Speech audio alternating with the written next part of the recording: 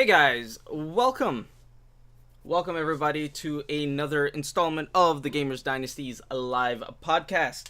Um, as with all shows, I do want to start out with a quick message for everybody.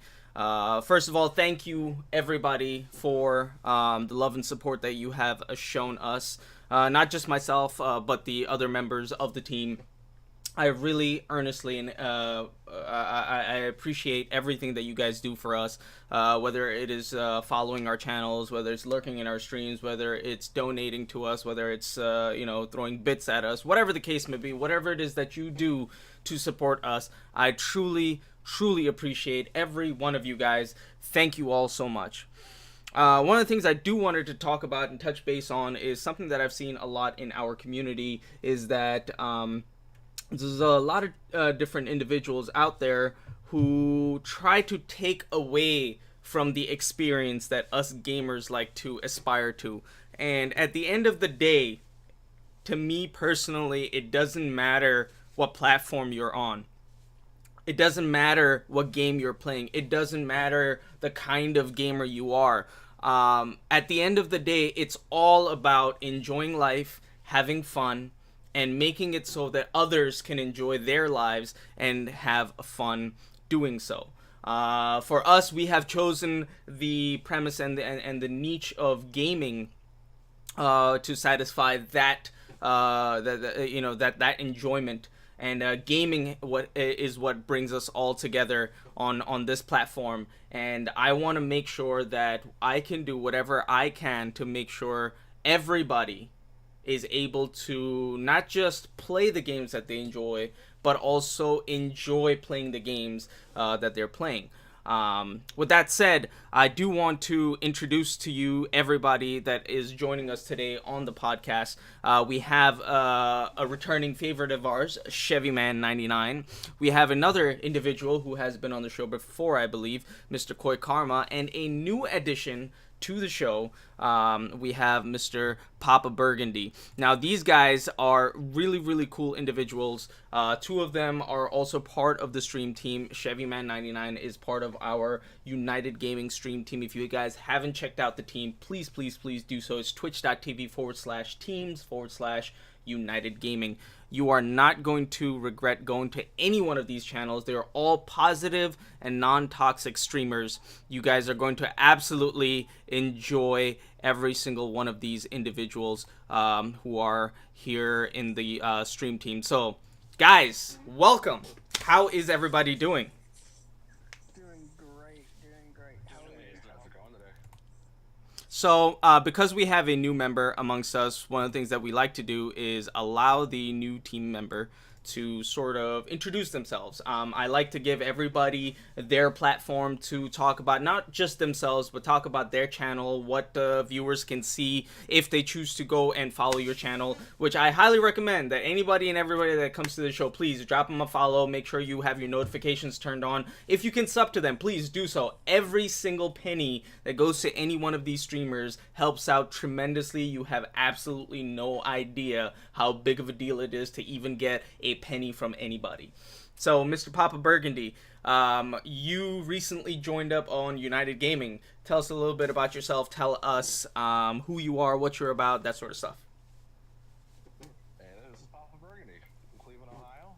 31, been gaming since I was 5. Had every system at one point or another. Currently a console gamer. Sorry, PC guys. My Twitch channel is twitch.tv/P4P4Burgundy. Hold on one second. It seems like there seems to be an audio issue over here. That should fix it. Go ahead, say something. Anything, say anything. Yep, I'm saying there we go. There we go. All right, that should fix it. All right. Again, sorry about all that. Let's start you off again. So reintroduce yourself. Sorry about that. No, I'm just kidding. Hey, my name is Nick from Cleveland, Ohio. You can call me Papa Burgundy on Twitch TV. Been a gamer since I was 5. Own pretty much every system under the sun at one point or another. And I'm a console gamer. Sorry, PC guys. I know I broke your hearts, but I'm taken by my Xbox and my PS4 already. Don't tell each other, though. They don't know. But besides that, I'm a recent member of United Gaming. I've been I guess you could say, professional streamer in my opinion for about a year now.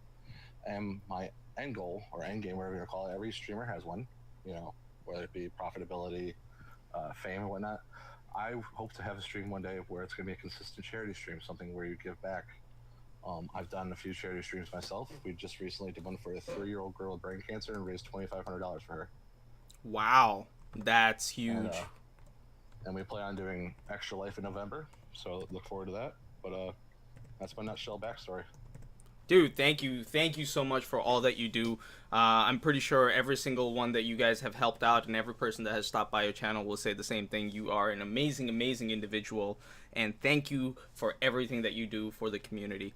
I wanted to also touch base on something that is really close to you as a streamer. I believe you play Destiny quite a lot. Oh, I dabble, you could say. So tell us, what kind of games can we see, or what kind of content can we see coming out of your channel if we were to tune into your channel? Well, if you come to my channel, I'm now a consistent D2 streamer.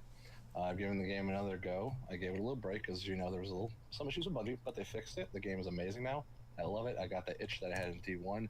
You come to my channel, sometimes you'll get tryhard, sometimes you get casual. I do the best of both worlds kind of thing. Nice. I do endgame content, especially on PlayStation. Still building up my Xbox. I got another Xbox because I originally lent my One X rather, to my brother for college. So building that character up. But once that's done, I like to guide people. I like to be a Sherpa in the game, whether it be trials or raids, and just overall having a good time. Positive community. Awesome. Also, I wanted to highlight something that now I had the privilege of sitting in on the interview that we had with Papa Burgundy to get him into this amazing group of streamers that we know as United Gaming.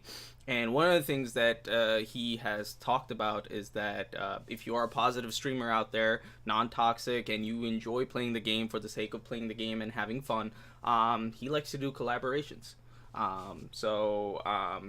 In the future, I am definitely going to reach out to him and get him to possibly bless me with some collab streams. But if you guys out there need a positive person to look up to, or want help with anything, Mr. Burgundy over here is one of those people that you can definitely reach out to. Chevy, what's up, dude? I seen your channel, man. It's blowing up, man. Oh yeah, it's growing. It is growing. Like in the past month, I think I've gained about 40 new followers. So in 30 days, 40 new followers. So dude, it's going. It's moving. Nice, dude. Congratulations, man. So happy for you. You've been like killing it. Like, I've seen you playing all sorts of things on D2. How's that going for you? Oh man, I'm loving D2 right now, and I'm not to jump the gun, but I am really excited for Forsaken. It is like itching. We're like hours away from getting it. So since you brought up Forsaken, I'm going to start up the conversation, because the biggest conversation that we're going to be having today is going to be about Destiny 2, and it's going to be a Forsaken. I don't think we're really going to be talking about any of the other games or anything else that's happening other than Destiny 2 and Forsaken, because let's face it, it is something to be hyped up about. Now, before we go any further, one of the things that I want to do today, through this conversation, through this podcast, is pretty much decide whether or not I'm going to buy Forsaken. Now, for those of you guys who have been coming to the channel, those of you guys who know me, who've been stopping by, whatever the case may be, already know that I have yet to purchase Forsaken. For one reason or another, mostly I am not confident in Bungie. However, let's talk. Before we get into Forsaken, let's talk about Year 1, because Year 1 ends today. Year 1 of Destiny 2. It's been an amazing ride. Let's Burgundy, I'm gonna give the floor to you. How has Year 1 of Destiny 2 been for you? How did you start? Where did you start? What have you done? How did you grow? All that stuff. Talk about Year 1 Destiny 2. That has been your experience. Nothing like D1. That's for sure. We all know that the game went through some rough spots. Yep. Bungie listened to their community finally, and they're turning it around right now. I played all the way up to Curse of Osiris, and stopped because we all know what the game state was like at that time. Very true. Warmind came out, caught my attention. I started watching some streamers. I started giving it a shot. Bungie laid out the roadmap. They listened to their community, and the game is really on track right now to be what D1 originally was. If you're a D1 vet like myself, you can feel the loadouts, the power's back. And when I say power, I mean that feeling of power that you get when you snipers. Yes, when you res snipe someone. Snipers. That's all I'm gonna say. Snipers. Yes, I res sniped someone today. Oh my god. Alright, like I'm a D1 sniper. Like I barrel stuff, I rush with snipers. So me not being able to use a sniper in Crucible for almost all of year one for D2 was killing me, because if you picked up power, the flinch was uncontrollable. You would die by the time you actually got one shot off. So absolutely. So now that they brought snipers into primaries, snipers into secondaries, and then obviously you have Whisper, which is a power, you could have your setup however you want. Run 3 snipers if you really wanted to. And doesn't that remind you of D1 and the transition? You know, you lost that power D2 year 1, you know what I mean? You didn't use it, like I said, and you missed it, right? Yes, oh my gosh, I missed running a And sniper. Now that feeling is back. Very true. The game is fun again. Very true. So, I wanted to talk about a few things regarding Destiny 2 Year 1 and what Bungie, not so much that they need to do, but there are certain things that they definitely need to change in order to, make the game what we want. So what I mean by that is this. One of the things I absolutely loved and enjoyed about Destiny 2 Year 1 was PvE. More specifically in PvE, I enjoyed doing the Nightfalls. I am not a big fan of what they've changed the Nightfalls into. I believe they changed it around Osiris DLC moving forward. One of the things that we used to do on the channel over here was we used to do Nightfall carries, and more specifically, we used to do Nightfall Rat King carries. Those used to be so challenging and so much fun to do. And then when Osiris came out, like that, the Nightfalls are less challenging than most heroic strikes these days. Now it's who can get their Nightfall done under 7 minutes. And it's, so like that whole, like you get to pick your own modifiers. Yes, it's a really cool concept. And, it's nice to have that, but that challenge of being able to do a Nightfall, I don't know, it's just not there for me. So I do hope that they're going to do something to bring that part of PvE back. I totally agree. A lot of us, I think, I want to say anywhere between 70 to 80% of us are not happy with the current state of the raid. Those of us who play PvE and enjoy PvE, the raids is our end game activity. Like Trials is for PvP players, PvE is the raids. Now, I currently still enjoy playing the regular Leviathan raid, or if you want to do Prestige mode, I do enjoy playing Leviathan. However, the raid layers, I still have not finished Spire of Stars. I got to the end part, but my heart's just not in it. It's just not as fun. Like, I don't know. And to me, they're an overcomplicated strike. They do feel like strikes. You're absolutely. What I feel like now. That's the thing. That's what they feel like. Like they're not only are they short, but they're not fun. What do you find that the raid layers are fun for you guys? And if so, what do you guys do to make it fun? Alright, so we just completed, my team earlier this week completed a Eater of Worlds Prestige, which was it was any kinetic weapon, fusion rifle, fusion rifle. So I was using Alone as a God as my kinetic. I was using Cold Heart because it's classified as a fusion rifle, and then I was using Man of War, Sleeper when I wasn't using Cold Heart, and that was a real challenge because like you had to rely on everybody doing boss damage. It just couldn't be one person doing all the damage. Like if you're running a Whisper, everybody had to do their part for the damage. I we think had to that's have actually pretty tethers. cool. I think the way they And did prestige mode for these new raid layers and whatnot, where it's lock loadouts, or not so much lock loadouts, but like they make you pick a specific specified. right. I think that's actually kind of cool. Not only does it now, it becomes crappy when you have to use things like grenade launcher to do boss damage. That's corny, but Yeah. That's when Nighthawks come in. That's when you get a team of hunters and run in there and just Nighthawk the Yep. boss. But Mr. Koi, you've been pretty quiet. How's Destiny 2 Year 1 been for you, sir? Destiny 2 Year 1. Well, the first day was fun. After, I would say, a week or two, it started getting boring. We all know Curse of Osiris Drought. It just wasn't really that fun, I guess. Right. And there wasn't much content at all. But, I wanted, when Warmind came out, I felt like Destiny 2 was getting a revival.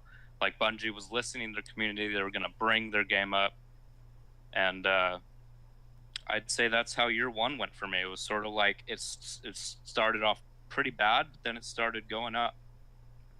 I think Escalation Protocol was a huge and much needed content addition to Destiny 2.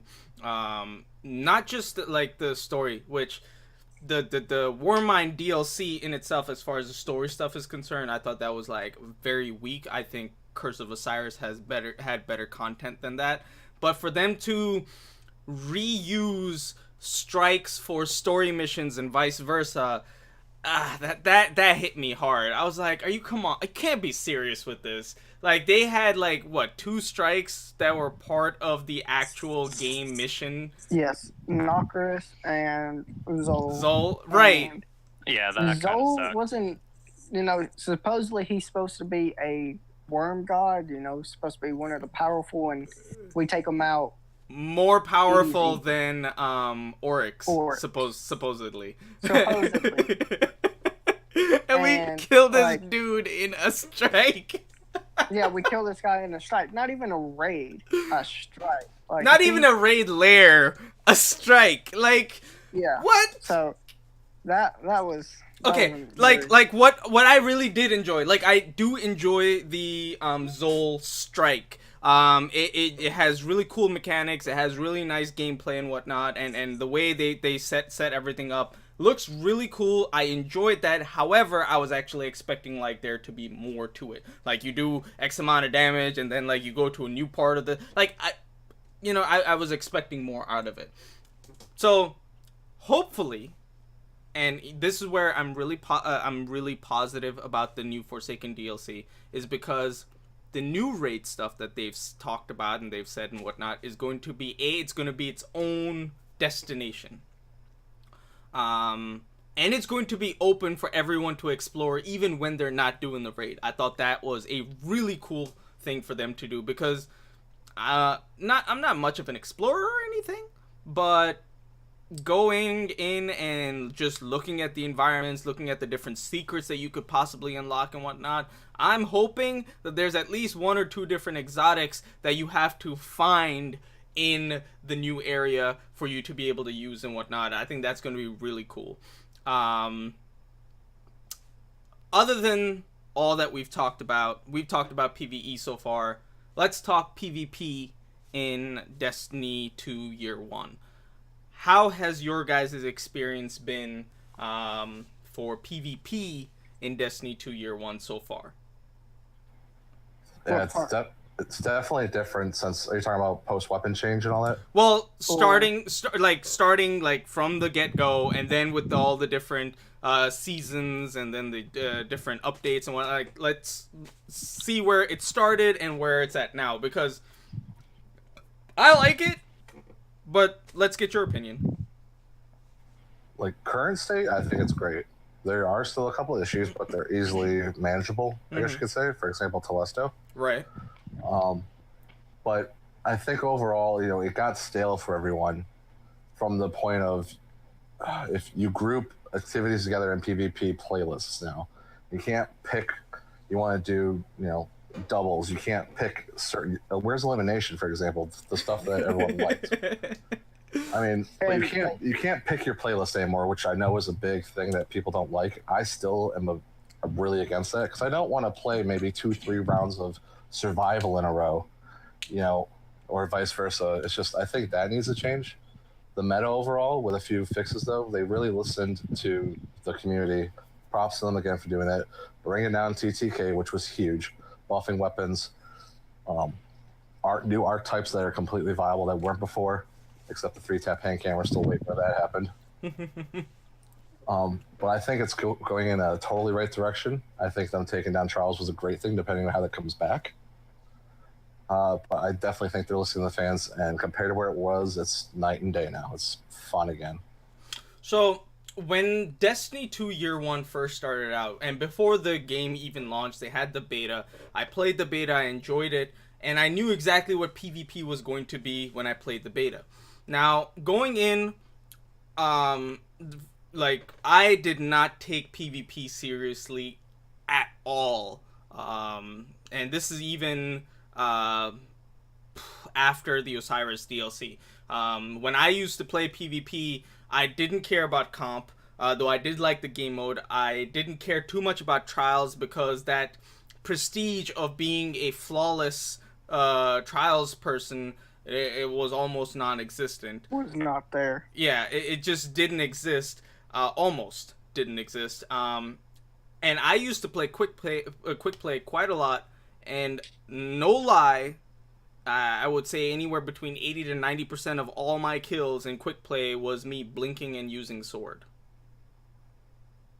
That's all I used to do. That's very fair to say, yeah. That was definitely a problem now that you mentioned that. And I feel as though, and I actually did not have a problem with the way Destiny 2 was focused starting out, because that was the problem at the end of Destiny 1, was that the PvE content was very weak. It was there, it was fun, however, it was still weak. Like, it wasn't, you had your Nightfalls, which a lot of people stopped doing. Then you had your Court of Oryx that you could do, which is fun for a little bit. And then you had your raids. Now, the fact that there were actually multiple raids that you could do, and then they did the whole weekly raid stuff and all that the modifiers and so on. So I thought that was really cool. I'm hoping stuff like that makes it come back in Destiny 2 Year 2. But, the fact that they started giving PvE a lot more attention, I enjoyed that. I enjoy the fact that they focus so much on Destiny 2 PvE. I just wished that PvP didn't take that much of a blow. Like, the way PvP ended in Destiny 1, I wish we would have been able to keep at least some of those playlists. And I understand where you're coming from when you say that, look, I don't want to keep playing the same thing over and over again. I wish that they would have incorporated things like you have a rotating playlist where, you just go in and you get thrown into a random game, whether it could be Countdown, it could be TDM, it could be Capture the Flag, whatever, which they don't actually have Capture the Flag. That'd be kind of cool. Rift. That they don't even have Rift. I enjoyed Rift. That was awesome. But for them to remove content, I didn't care if they didn't add content, but then for us to lose out on content, I think that's what a lot of the Destiny player base took personally, was that they worked so hard in all these different things, and now majority of it was like, when you played Destiny 2, it was like bare bones. It was like skeleton of of what Destiny 1 was. I mean, granted, now a lot of the stuff is coming in, and they're concentrating a lot more on PvP. I think it's headed in a good direction, and the weapon changes are really cool.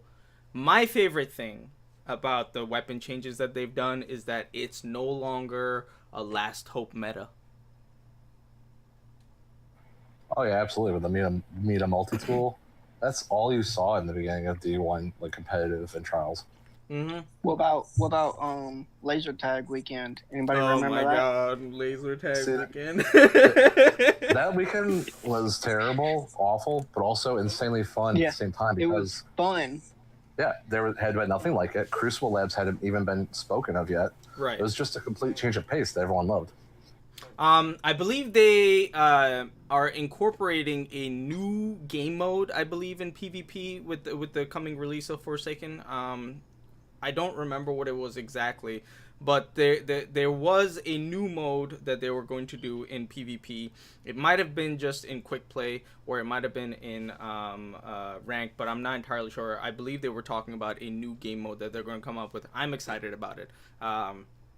Speaking of new game modes, let's talk Gambit. Oh yeah. Oh, Gambit's amazing. Oh man, I was waiting for this topic to come up. All right. Find me one person that hates Gambit. Really? Okay, hold on. Now I gotta hear this out. All right. Why do you not like Gambit Burgundy? No, I said find me one person that hates Oh, that's what you... Okay. The only people that I know that might hate it was the people who always died to the invaders. Because I was an invader, so I went over there and I would wreck kids. Because, they'd be doing boss damage or, they'd be collecting motes or whatnot. And then all of a sudden, they get a snipe to the head. And then there goes 15 motes. There goes 10 motes. 7 motes. Shout out to my boy, Sleeper Stimulant. Yep, Sleeper. I used... My setup was Silicone Aroma, Inaugural Dress, and Sleeper. And I would always have everything loaded, ready to go, and Golden Gun. 3 shots. That way, I could do the most damage. I know one game I left, I had 19 kills and 131% Prime Evil healed. So... Wow. I was fucking kids. I love Gambit so much. I can't wait for it. If I tell you what my loadout was, for those of you guys who didn't see me play, you will just flat out unfriend me, unfollow me, unsub me right now, because I would be like the epitome of what people define as a toxic gamer, because I was running Colony. I would go in with 15 shots in my Colony and just spam the hell out of that and not even give you a chance to respond. That was me. I was having a blast doing it. I think I yelled at you through my TV then at some point. Wait, what? I think I yelled at you through my TV at some point. Then I had to... I'm not even kidding. Like, it came to the point, right, where I think this was a bug, and I believe Bungie has addressed this, where people were being matched with the same exact people every single time that they were going into it or whatnot. I'm pretty sure that was a bug with it. However, we kept playing the same people to the point where everybody switched their guns to having Colony, and we were just going back and forth with that became like so much fun, just trying to avoid getting hit by Colony shots and having to do damage to the boss and having to stay alive. Like, it was so much fun trying to dodge all these Colony shots. But there came a time where when we would send somebody over, this guy had a bubble, so he popped the bubble, and I just kept shooting like 2 Colony shots, and they would just back up into the bubble, waiting for the Colony shots to go away or the bugs to go away. They would come back out, pop, and they go back into the... I literally kept them at bay while my other team, my team was just doing boss damage, and we won without them even touching their boss. I thought that was like hilarious as hell. I thought that was hilarious. You trapped them in their own bubble. So I think with the way the weapons have changed, now that you could have shotgun and fusion rifle on, I think the new game mode Gambit brings a lot of different things into the mix. Not only I feel as though that the PvE gods are going to excel more than PvP players, because one of the things that we realized was that you have to time your blockers properly. Before, when we first started playing the game, we were just going, oh, I got 15, I'm just gonna go in and okay, that's a cool idea. But what we found out was if you had all 4 people put in 5 motes rather than build up to 15, that took longer for the enemy team to kill than having to just do one at a time. So that was one of the things that we found out. What did you guys find? Same thing. Mine and Koi's strategy was we had 2 people that always went for 5s. No matter what they were doing, they went for 5s. The other 2 people were going for 5, 10, 15s, whichever ones they could get. Mm-hmm. So we would always be having somebody pop in 5s. We'll be like, all right, I got 5, I'm going to put it in. And then they'll rotate. Right. So every time we would get 5s, they would pop it. Or, if somebody's collecting a lot of motes, or, some of the white enemies, the white aroma enemies died, they would collect 10 or 15 off of that and then go put in a big blocker, go send over, your invader, and then kill everybody, and then give your team more time to collect more motes. So our strategy was pretty fun. Pretty easy. That is a very cool strategy. What about you, Burgundy? What did you do as far as your strategy is concerned? What weapons did you guys employ to play Gambit? Well, I abused Sleeper Simulant because it's a one-shot to Guardians. Very true. I usually got sent over as the invader. Okay. And then, like what he was saying, I was in charge of putting 5, 5, 5, 5. We weren't building up because we caught on to the same thing. And basically, just my job is to wreak havoc over there. And one tip I give everyone tomorrow that starts playing Gambit, if competitively or whatnot, when the opposing team summons their primeval, and you have the ability to invade, wait exactly. Wait like 15 to 20 seconds when the damage some gets taken off it, then go over there, eliminate them, and the primeval heals its health. It's a 2-for-1. Yes, very true. I'm glad you brought that up. I thought I was the only one who saw that. We almost won game solely on that, man. We almost broke into an argument when I was like, "No, don't go just yet," and people were just going like, "No, why? They just summoned the dude. There's no point. They're expecting you to come right now." Yep. And then that also brings up another good point we had right there, is going in solo. Oh yes. You need team communication for this game to excel at it. So what if it's you, 2 buddies, and then you get a random blueberry with you? What if that guy, doesn't do your strategy? What if he goes over there, invades, and just dies? No one assigned the PvP role on the team. It could really ruin a lot of games at the same time. Very true. I think because I think there needs to be a designated role as to, all right, this person is going. Now, granted, you won't be, say, for example, if you are the designated person who's supposed to be going and invading, you can't always make yourself available to go. Like, for example, if you don't have enough heavy, or if your super is not charged up, or you don't have any ammo to be able to go in, you can't always be able to go. So you need to have somebody as a backup to be able to go in and invade. And you need to communicate the fact that, okay, I'm gonna go in over there, and my job as me going over there is because here's the thing: when you're going there as an invader, the main objective is to slow them down. Now, you could slow them down by killing them. You can slow them down by making it harder for them to kill people just by running around and in a super. Whatever the case may be, you just need to communicate that. And as you mentioned, solo queuing is going to be a problem because, as we just discussed, almost everybody over here had different ways of tackling Gambit. So if you're solo queuing in and you get paired up with the team and you're the blueberry, you don't know how that team is really trying to operate. Maybe they don't have anybody to go in as an invader. Maybe you're supposed to be the invader. Maybe they already do have somebody as an invader. So, unless and until people are not communicating, which is a huge point, more so than playing raids, a raid communication, this is going to be an absolute non-starter. Hey, can I play with you guys? Sure. Oh, I don't have a mic. No, thank you. Yeah, it's gonna become the equivalent of D1 LFG, Gallahorn or nothing. Mm-hmm. Very true. Very true. I thought the game was great. I loved playing Gambit. Now, there are going to be other maps. There are going to be other enemies and whatnot to use, to go up against.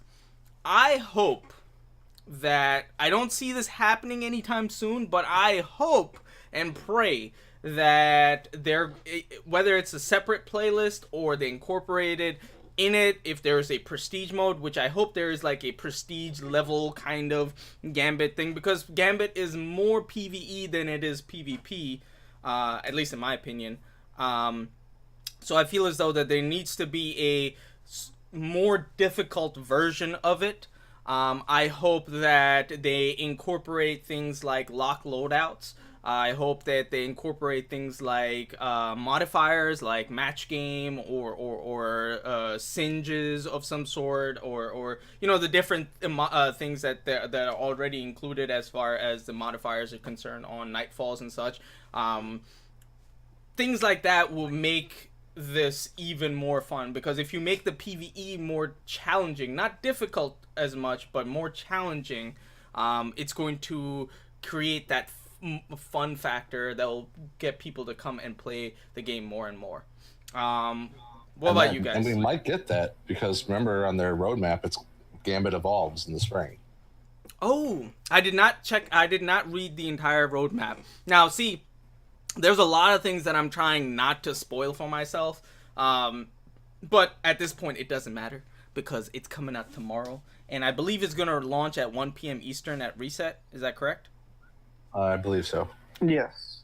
So, I do have off tomorrow. I hope you guys have off, because I'm either going to be lurking in your channels, or I'm going to be like, yo, fam, yo, you got a spot? Let's go. Yo, I got 4 spots. Let's go. I'm going to be hitting up everybody to play Forsaken.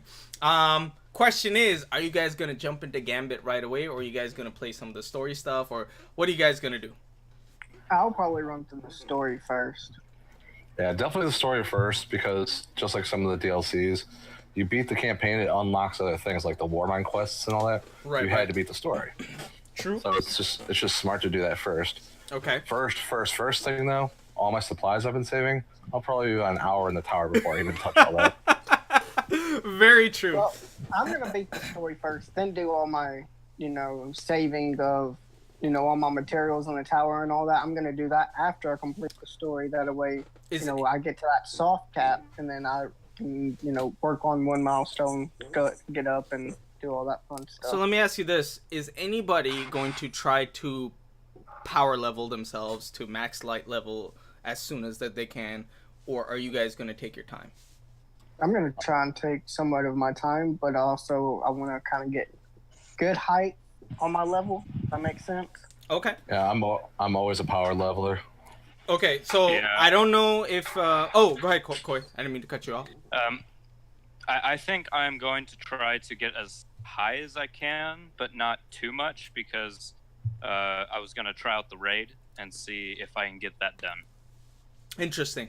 So what I'm going to end up doing, and I'm going to, after I beat the main storyline, because that's when the light level, I believe, gets unlocked for you to go to the highest level possible without having finished the raids or anything like that. One of the things that I'm going to end up doing is I'm going to save my legendary shards so that I can just go to the Cryptarch and the different vendors and then just like get the engrams and power level myself up. That had helped me when I was doing new characters and starting up new stuff, and I'm also going to be branching off, if again I get Forsaken, to PlayStation 4 as well. I believe Mr. Burgundy, you're on both consoles. That is correct, yeah. Yo, I'm gonna lurk in your channel a lot more now because I need help. All right, 99 cents a minute. No problem. All right, guys. So that being said, based off of what you've seen so far, based off your experiences so far, Destiny 2 Year 1, the things that they've been changing and whatnot, would you recommend Forsaken? From what I've seen, yes. Okay. Because of the fact you have Forsaken and you see what they're doing in the future. Would you recommend the annual pass? Not off the bat, not right away now.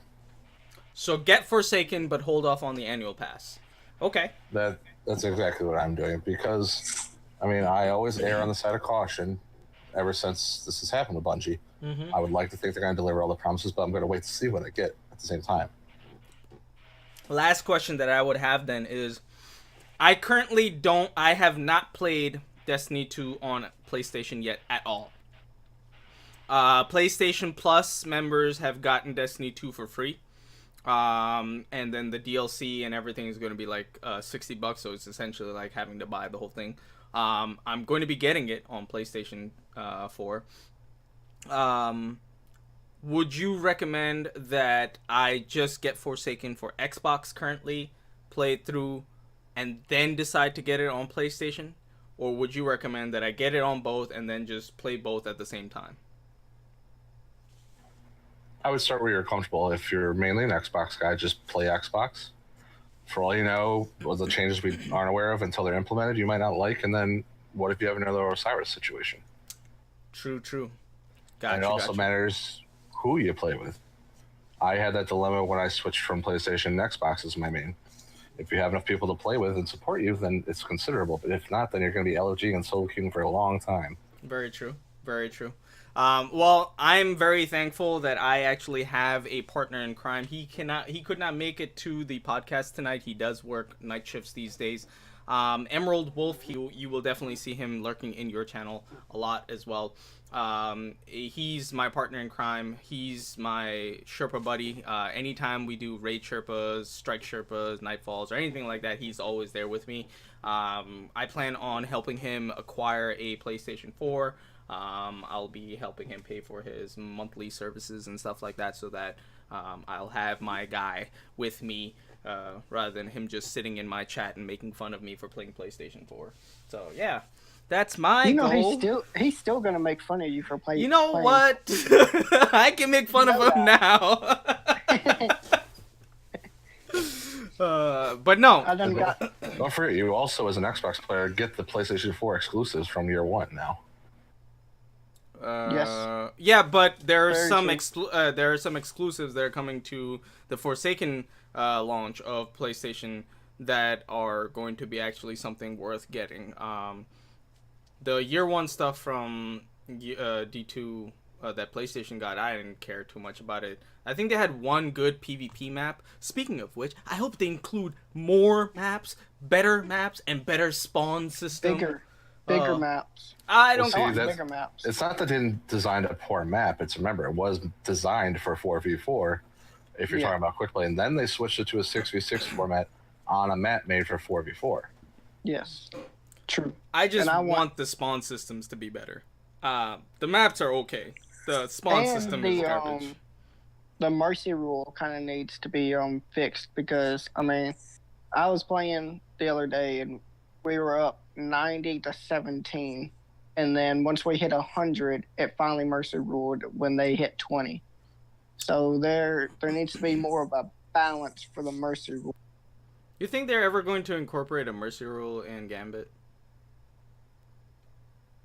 No, because you can come back.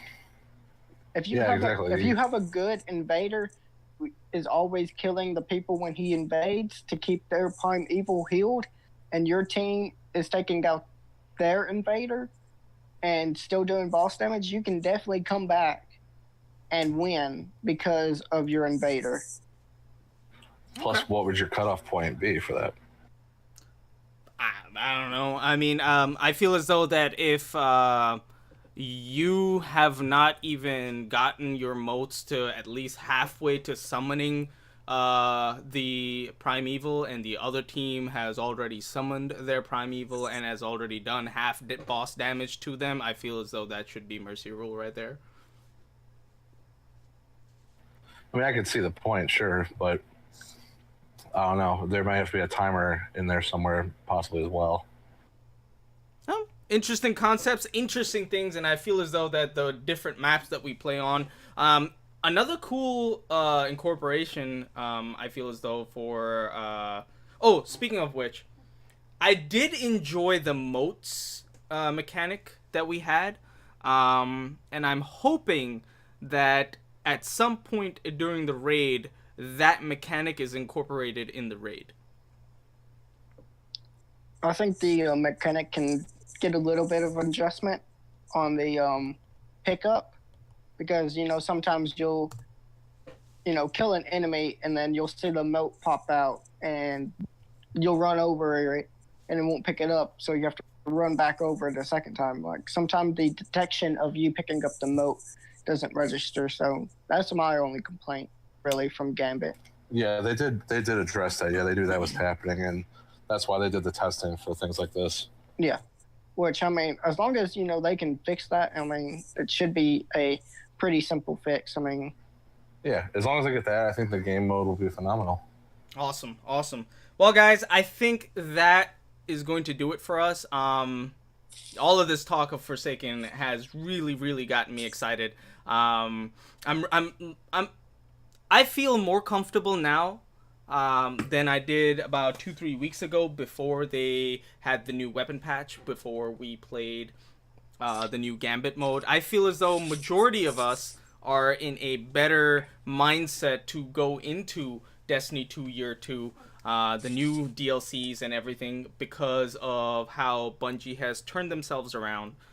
They've not only been listening to what the community has been saying, but they've actually been communicating more with the community members. They've been more open about what they are doing, what they plan to do, and whatnot, and why they're doing what they're doing. I think if they carry on doing things like that, it's going to not only be beneficial for them, but it's going to be more fun for us gamers who choose Destiny as their game of choice. I want to thank every one of you guys for coming to the podcast. Papa Burgundy, thank you so much for taking the time out of your day to join us on the podcast. Chevy, as always, it's always a pleasure to have you on the show. Always fun. Koi, It's always fun. dude, I can't wait to play some more games with you. You are an amazing and hilarious individual. We definitely need to do some more PvP together. Guys, as always, this has been an amazing podcast that I would love to thank every one of you guys. Thank you very much for coming to the show. Before we end the show, I want to do a quick giveaway. I'm going to do a free sub giveaway. So if you guys want, you guys are more than welcome to join in on the raffle. And let me start this up. Free sub giveaway. And there we go. Opening up the giveaway now. Just type in !join. And you will be able to join in on the free sub giveaway.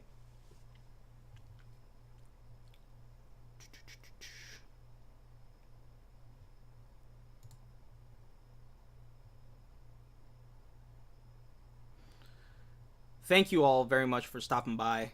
Mr. Burgundy, are you going to be playing any video games later on today? I was thinking about maybe a little D2. I do have to stop and work in the morning, just the last time before I start my vacation. Got you. Possibly. Might be on for like an hour or two doing some PvP.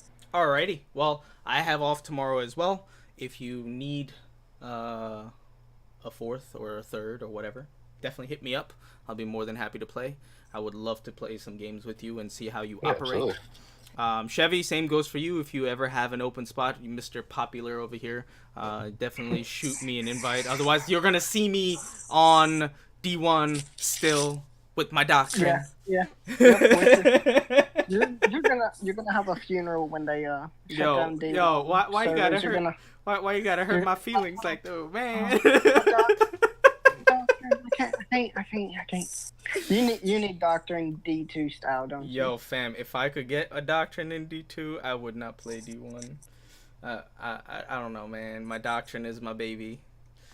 What makes you love the Doctrine so much before we close out? So Since we're talking about D1. So if you see my play style, I play close to mid range, and not trying to brag or anything, but before they shut off all the tracking of D1, I was a number 2 in the world for Doctrine kills.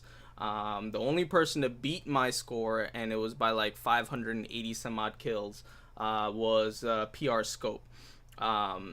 Obviously now, since he doesn't play anymore and I've been playing D1, I'm pretty sure I have the most amount of kills with the Doctrine now on D1, but that doesn't matter. So with me blinking, and you've seen the way I use blink, I use blink offensively. I don't use it as a defensive move. When I blink, I try to close that gap so that people who use things like snipers and scout rifles and whatnot for long range, and you know they don't have a melee game, I try to win that. And everybody knows nothing beats Warlock melees in D1. Not a Titan melee, not a Hunter melee. Nothing beats a Warlock melee. That used to be like a big thing. Like, oh, you're just meleeing me to death. Yes, I am. And I'm so happy that double melees is going to be a thing again in D2. It is so dude, oh my god, I'm able to play on my Warlock again as my Blink Warlock. I had to change my gameplay in D2 to be a Stormcaller, but being able to have that blink back and double melee Doctrine was, dude, the TTK on the Doctrine after I hit you with the melee was insane. It didn't matter how accurate you were, you just had to hold down that trigger, and if you notice, most of my DPS is always headshots. Like, I'm hitting the crits every single time. I know it doesn't sound like much, but try to control that gun every single time and be able to get every single bullet as a crit shot. That's difficult, and I'm able to do that for the most part. So that's one of the reasons why I absolutely love the gun. You could have your full super, and by the time my clip is emptied, you're dead. I'd have to say Blind Perdition was my favorite. Ooh, Blind Perdition was definitely cool. Especially the fact that it highlighted the enemy, I believe. Or was that just the adept weapon that highlighted the enemy? That was the adept one, I believe. Gotcha. Yeah, but that was, I love that one for the short time that I played it. But yeah. Oh, it was so good, and then Hawksaw took over. Yeah. All right, guys. So we have our people in the giveaway. We're gonna pick a winner now. And the winner is... Hey, Papa Burgundy! All right. Now to put your name in this thing and get you a free sub. Copy. Congratulations, Mr. Papa Burgundy. Giveaway sub. Enter Twitch recipient. Channel. There we go. There you have it, sir. A free sub to the channel. Awesome. Thank you. Pleasure's all mine, and thank you so much for stopping by. I appreciate you, sir, and I will see you around in the land of Destiny 2, sir.